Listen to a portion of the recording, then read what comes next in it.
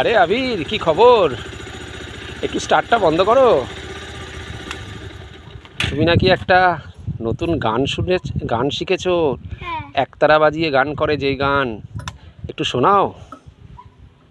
আমার বন্ধু চিকন কালিয়া দেখো আসিয়া, আমার বন্ধু চিকন কালিয়া দেখো আসিয়া, আমি কেমন আছি, আমি কেমন আছি পরের ঘরে তোমারই পাশরিয়া দেখো আসিয়া, আমার বন্ধু চিকন কালিয়া দেখো আসিয়া।